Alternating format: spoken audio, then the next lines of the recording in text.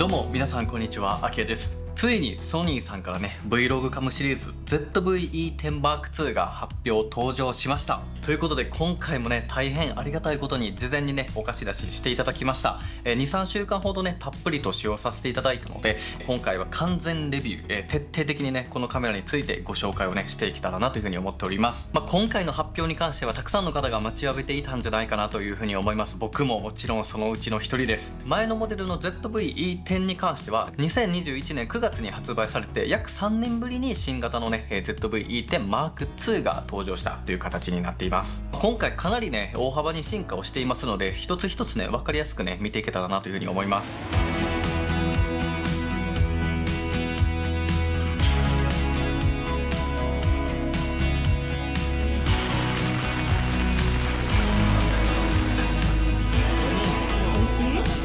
ヘウンドビーチに来ました。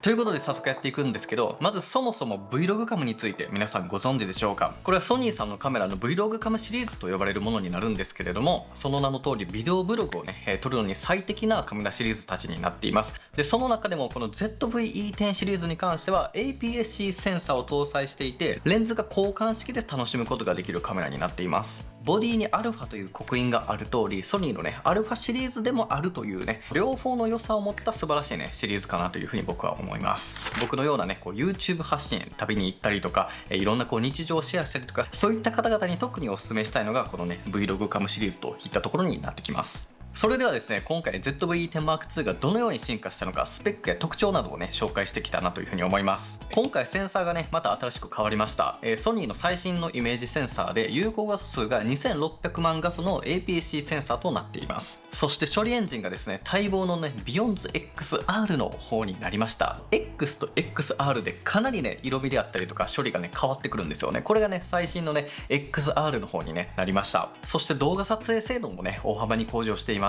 今回最大でですね 5.6K オーバーサンプリングの 4K の60フレーム 42210 ビットのね収録ができるようになりました。そして今回カラーサイエンスもね大幅に進化しております。 S シネトーンが搭載されていたりとか、シネマティック Vlog と呼ばれるモードが搭載しております。これで撮影をするとね上下に黒帯ができて、シネマティックな動画をね簡単に手軽にね撮影ができるようなモードになっています。そして個人的に結構驚いたのがカスタムユーザーラットの登録ですね。これは自分好みのラットをねカメラの中に読み込ませることができます。なので撮影時に自分好みでカスタムした、ラットと呼ばれるものをプレビューさせながら撮影をすることができるようになりました。そしてハイエンドな動画記録設定の追加です。今回からいろんな画質設定を選べるようになっています。XAVC-SI とかね、そういったね表記のもので撮るとよりね情報量が多くて綺麗なね高画質な撮影をすることができるようになっています。そしてさらに動画撮影時の手ブレ補正がかなり向上しました。僕実際にね ZV-E10 と M2 のね両方を持ってアクティブ手ブレ補正で比較してみたんですけども、結構これ圧倒的にね向上してる気がしますね。補正能力っていうのがね結構ぐんとね上がってるような感じがしてるんじゃないかなというふうに思います。そして内蔵マイクもね、大幅に進化しました。ちょっと実際の音声を聞いてみてください。はい、というわけでですね、今韓国プサンに来てるんですけれども、今ね音が前方こっち側の音を拾ってるので、僕の声も入りつつ波の音もね結構入ってるんじゃないかなと思います。はい、でこれで今ねカメラの音声後方のみを取っていますので、僕のね前のこの海側のね音はそこまで大きくは入らず、僕のね声がメインでね入ってるんじゃないかなというふうに思います。でこれがね、音が全方位になっていますので、僕の声も入ると思うし、後ろのね波の音も入るんじゃないかなと思います。めちゃくちゃ眩しい。超晴れててね、プサンの、海のねビーチに来ております。そしてねまだ進化ポイントあるんですけど、縦向きのね撮影画面に対応したんですよ。これによってね縦サイズのねショート動画とかそういったものがね簡単にね撮ることができるようになりましたので、ここはね結構大きな進化ポイントじゃないかなというふうに思います。そして皆さんも待望のねなんといってもこの大きな進化ポイント、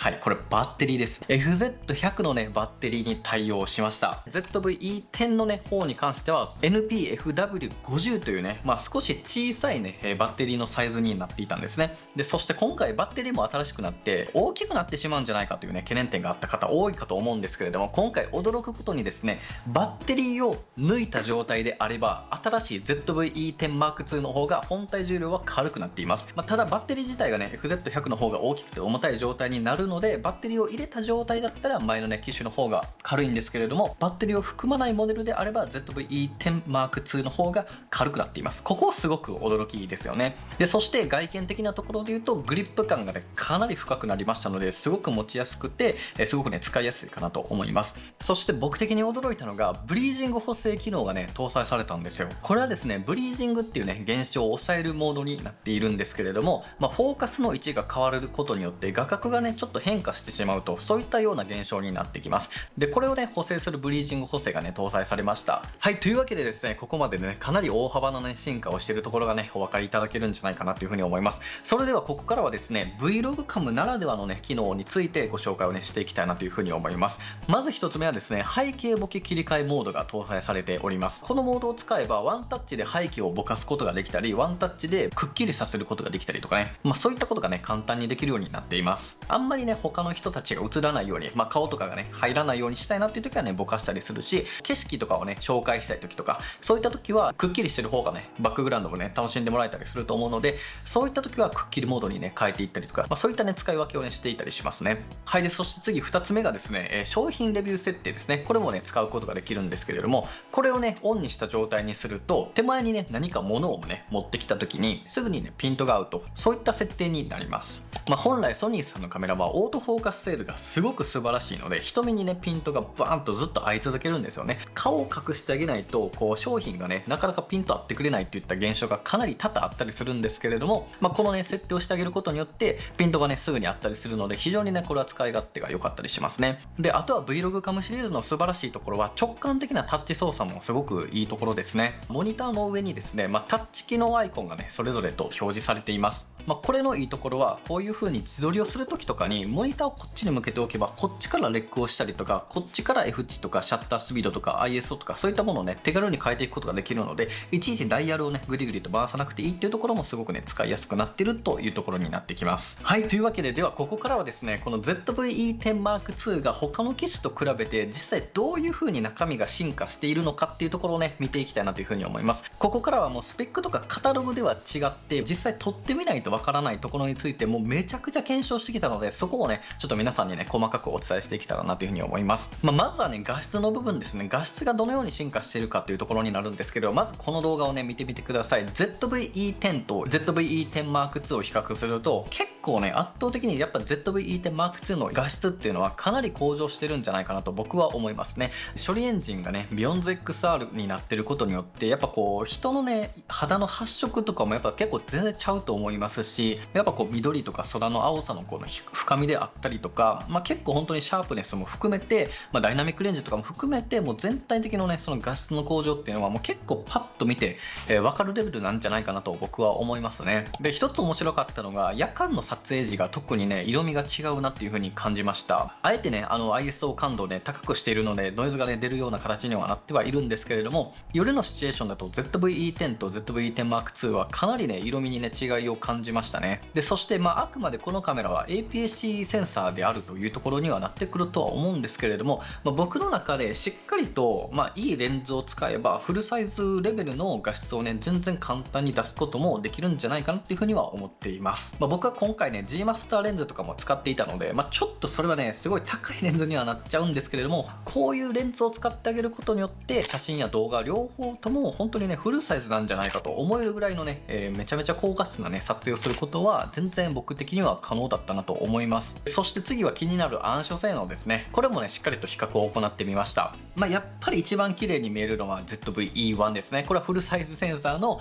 Vlog カムのね、一番上位グレードのね、モデルになるんですけど、やっぱこれがね、すごく綺麗ですね。で、そして ZV-E10 と E10M2 で暗所のね、比較を全く同じ設定でしてみたんですけど、違いを感じたのは色味ぐらいでしたね。暗所がね、すごく良くなったっていうのは僕はあまり感じはししませんでした。で、1個ね、この夜間性能に関してちょっとね、個人的にというところが一つありまして、ZV-E10M2 に関してはアクティブ手ブレ補正をオンにした状態だと ISO が6400までしか上がらないんですよね。これはね、やっぱり場所によってはね、 ISO12800 とか25600とかに無理やりに上げたとしても、その場所を見せたいんだっていう時はやっぱ Vlog とかだったら出てくると思うんですよ。映像作品とかじゃないからノイズが出てても伝えたいことを見せたいっていうシーンはやっぱ出てくるんですよね。そういった時に ISO がアクティブ手ブレ補正が入ってると6400までしかいかないっていうのがちょっとね惜しかったなっていうところになってくるかなと思います。で、あと少しのね発見ポイントがあるんですけど、ログ撮影時の拡張 ISO のねスタートポイントっていうのが変わってきます。 ZV-E10 に関してはログ撮影時に ISO500 から設定していくことができるんですよね。でも ZV-E10M2 に関しては ISO を200から設定することができるので、すごいね光量があるシーンとかはログ撮影時でも ISO をね200まで下げて撮影ができるっていうところで、選択肢として ISO が200から選べるっていうのはすごくね僕としては嬉しいところだなと思いました。はい、ということで最後ローリングシャッターについてね少し僕は気になったのでいろいろと検証してみました。前モデルの ZV-E10 に関してはメカシャッターが搭載されていたんですけど、 ZV-E10M2 はメカシャッターがなくなりまして電子シャッターのみになったんですよね。これもね一つのね、事例として参考にねしていただければいいんじゃないかなというふうに思います。というわけで僕のね実際に使ってみてのね感想というものをねお話しする前にですね、ちょっとね価格についてもねお伝えしようかなと思います。僕もねちょっと詳しくはね聞けてないんですけれども、現時点でのソニーのプレスリリースでは市場推定価格がボディ単体で15万3000円前後で、今回新しくなったこのキットレンズを含めたこのセットで16万4000円前後っていうのが市場推定価格という風になっております。いかがでしょうか。ちょっとねこの ZV-10 がかなり安かったので、ちょっとねこれは結構いくなっていう感じが僕は率直な意見にはなるんですけれども、よかったらね最寄りのねお店で一旦ねチェックしてもらえたらなというふうに思います。はい、というわけで、ではここからはですね実際に僕がたくさん使用してきた中で良かったポイントっていうのをねお伝えしていきたいなというふうに思います。まずは何といってもねやっぱり画質がねすごく向上しました。やっぱりね FX3 とか α7-3 とか僕他のねカメラ持ってるんですけど、そういった機種と同じ処理エンジンの Beyond XR を搭載してるので、やっぱり色味とかもねすごく合わせやすいですし、画質もね本当にそれにね近いようなものを感じました。 4K 動画でもスローモーションのね表現ができるし、こう色の編集、カラーグレーディングって呼ばれるところもすごくね豊富にね色鮮やかにねしていくことがねできるような画質です。で、そしてこのカメラを使ってみてもうこのカメラのみで完結できるなっていう風に思いました。もう内蔵マイクもめちゃめちゃ優秀やし、手ブレ補正もねすごく進化しているし、シネマティック Vlog とかクリエイティブルックとかいろんなねこうモードで撮影できるから、もう最悪ね色の編集せんでもさ、もうそれをスマホに転送してね SNS にアップしたりすることもできたりとかで、マジでこれでね完結できるような感じがするんですよね。で、なんでねそれが完結してるかっていうふうに思ったかっていうと、写真ですね。今回写真のね性能もかなりね問題なく感じたんですよね。Vlog カムシリーズはファインダーがないのでファインダーを除いて撮影をするっていうことはできないんですけど、リアルタイム瞳 AF がすごくねちょっと感動しました。すごく良かったです。僕あんまりね普段そこまで動物とか鳥とかをね撮ったりすることが多くないんですけれども、今回の ZV-10M2 から新たにね被写体認識 AF が人に加えて動物と鳥にもね対応したんですよ。これでねちょっとこうワンちゃんたちをねこう写真と動画両方とも撮ってみていたんですけれど、すごい食らいつくんでめちゃくちゃねこう子犬だったんで、すごいねバタバタ動き回るような子たちだったんですけれども、めちゃくちゃしっかりとね撮影ができたんですよね。で、やっぱりこういったね写真とか動画っていうのがこの Vlog カムの良さなのかなっていうふうに思って、本当にこう何気ない日常の瞬間であったりとか思い出というかね、そういう自分が見ている風景そのものをしっかりとね綺麗にねでピントを外さずに撮れるっていうところがね、やっぱりさすがソニーさんだなっていうふうに僕は思いましたね。で、最後がですねやっぱりねこのカメラボディのアップデートがねすごい良かったです。もうこれね恩恵を受ける面がすごい多かった。 SD スロットが独立したっていうところもすごく良かったですね。 SD カードは1枚しか入らないんですけれども、左側に独立したスロットがあるので三脚のプレートとかをつけた時にも左から開けて差し替えができたりするので、バッテリーと別々の場所にあるっていうのはすごくね便利だなっていう風に感じることが多かったですね。で、あとはね物理ボタンもちょっとだけ変わっていて、写真と動画とスロー&クイックのね切り替えボタンっていうのもスライド式でね変更することができるようになったので、今どのモードかっていうのがこのね物理的に見ることができるようになりました。はい、はいというわけで、ではここからはね実際に僕が使用してみてちょっと気になったところとか、購入をね今検討されている方の中で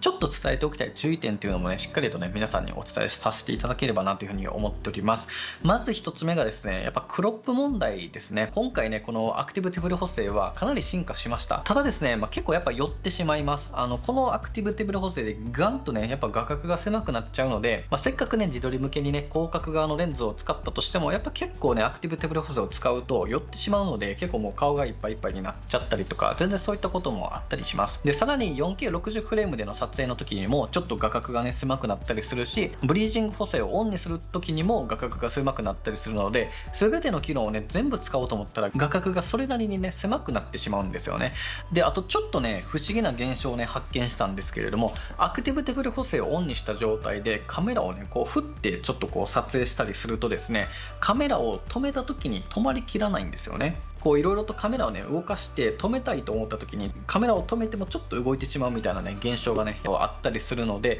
そこがねちょっと個人的には気になったところではあるかなと思います。で今回のね手ブレ補正に関して一つね注意ポイントがありまして、それはレンズ側に OSS と表記がある、いわゆるレンズ内手ブレ補正を搭載したレンズの場合だったら手ブレ補正がスタンダードを選ぶことができるんですけど、それがないレンズの場合っていうのはアクティブをオンにするかオフにするかでしか調節ができないんですよね。ここがね非常に惜しいところというか、結構使いにくかったところにはなるんですけれども、このアクティブ手ブレ補正っていうのは画角がね結構クロップされてしまいますので、自撮りをする時とかにもアクティブ手ブレ補正を入れるとかなり近くなってしまったりとか、そういった場面がね結構あったりしますので、ここはねしっかりとね注意しておくべきかなというふうに思いました。で最後は皆さんが気になるであろう熱停止、熱問題というところになるんですけれども、これ結論から申し上げると全く問題ないかと思います。まずこの ZV-E10M2 を室内環境24度ぐらいの、連続撮影をしようと思って XAVC-HS4K60 フレームのかなりね高負荷な、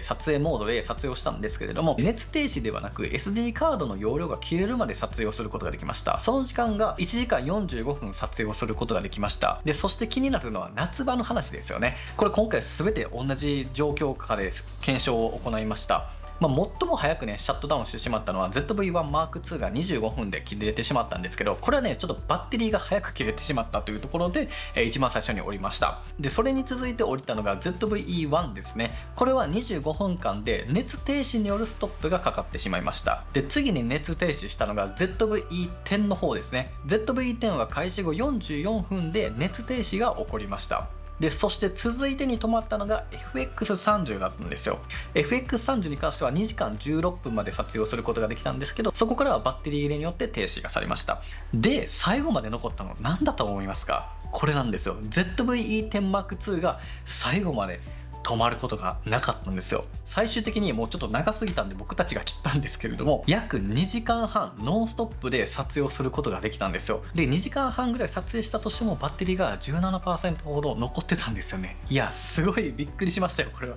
バッテリーが多分一番効率よく回せてるというか、いろいろとね処理の方法っていうのは違うと思うんですけど、バッテリーも持つし熱のね停止っていうのもなかったっていうのが ZV-E10M2 でしたね。はい、というわけで皆さんいかがだったでしょうか。最後にですね、僕がねちょっとこの ZV-E10M2 におすすめのねレンズっていうものをねご紹介しようかなというふうに思います。今回ですねキットレンズがね、新しくなって2型になりました。 EPZ1650mmF3.5 から 5.6OSS-M2 というレンズになっています。これがねかなり良かったです。オートフォーカスであったり画質であったりとかそういったところも向上してるっていうのはあるんですけれども、なんせね 107g でねめちゃめちゃ軽いですし、すごくね扱いやすいレンズかなというふうに思います。で市場推定価格にはなるんですけど、ボディ単体の価格とキットレンズの価格でねそこまでね差が全然ないので、これであればねキットレンズ付きでねとりあえずいいんじゃないかなというふうに思います。で2本目が E15mmF1.4G レンズですね。自撮りもしたくて向こう側も撮りたくて、でとにかく綺麗でぼかして美しいね、描写をしたいという方はこれがね一番おすすめかなと思います。重さもね 219g とすごく軽量で、僕の韓国旅行はねほぼほぼこのねレンズを使って撮影しましたので、よかったらねそこら辺も見といてもらえたらと思います。でそして次がね EPZ10mm20mmF4G のレンズですね。最初のスタートが 10mm なので、換算 15mm になるのでめちゃめちゃ広いんですよね。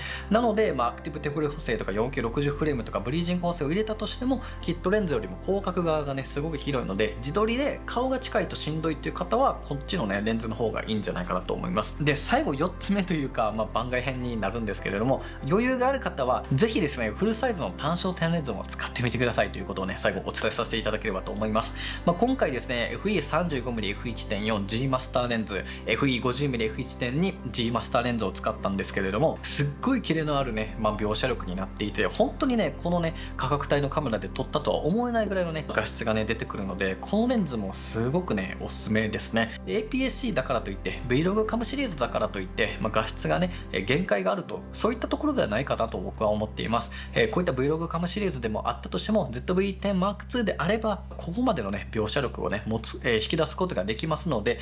上位グレードのレンズを使えばここまでね表現できるんだと、そういったところだけ頭のね片隅に入れといてもらえたらなというふうに思います。はい、というわけで皆さん今回のこの動画いかがだったでしょうか。最後にねちょっと皆さんに、お伝えしたいことがあるので、それをね話して終わろうかなというふうに思います。今回のねこの動画を作るにあたって、一人制作チームのうちのね一人が面白いことを話していました。僕がねこの ZV-10M2 と率直にどっち選ぶっていうふうに聞いたら ZV-10 だったんですよ。それをねなぜかと尋ねたところ、彼曰く Vlog カムにそこまで高画質を求めないので、やっぱり新しくカメラを買うのであればこっちの価格の方がやっぱり断然魅力的やるというふうに言ってくれていたんですよね。正当な進化をめちゃくちゃねしたとはいえ、やっぱりね ZV-E10 の価格っていうのは僕もやっぱり魅力的だなと思うんですよ。すごく手に取りやすい価格だと思います。でそれでいて ZV-10 でも写真も動画も撮れるし、同じレンズを使うこともできるしっていうので、確かに Vlog 撮影とか気軽に思い出を残すところにそこまで高画質っているんだろうかっていうのは正直僕も考えさせられました。なので皆さんがねこのカメラをもし検討されているのであれば、そこら辺はよく考えていただければなというふうに思います。これはねあくまで一意見でしかないですし、僕が選ぶとしたら ZV-E10M2 なんですよ。僕はやっぱりこのねチャンネルを本気で頑張ってやってるし、 Vlog であろうと思いであることを高画質で残したいんですよ。なので今撮ってるカメラも ZV-10M2 で撮っています。全く同じカメラで撮っています。僕は今回のこの画質に感動しました。すごく良かった。 FX30 と変わらんやんって思ったんですよ。だからソニーさんにわざわざ連絡をしてもう1台送ってくださいと、もうこのレビュー動画自体もやっぱこれで撮りたいと言って今は撮影をしています。で実際に今ねこのレビュー動画の撮影にはもう1時間42分が経過していますが、1回も止まることなく撮影をすることができています。こういった事実もあるんです。ただ全員が全員そういったね用途があるとは思っていません。僕のチームの一人のように Vlog はそこまで綺麗でなくていい、価格が安い方が手に取れて撮りやすいんじゃないかっていう、そういう意見もあると思いますので、自分にとって大事なことは何なのか、そういったところを踏まえた上でこのねカメラ選びをしっかりと検討していただければなというふうに思います。ということで今回のこの動画はここまでにしたいと思います。参考になったよ、役に立ったよっていう方はぜひグッドボタンとチャンネル登録をしていただければなというふうに思います。それでは最後までご視聴いただきありがとうございました。ではまた次回の動画でお会いしましょう。バイバイ。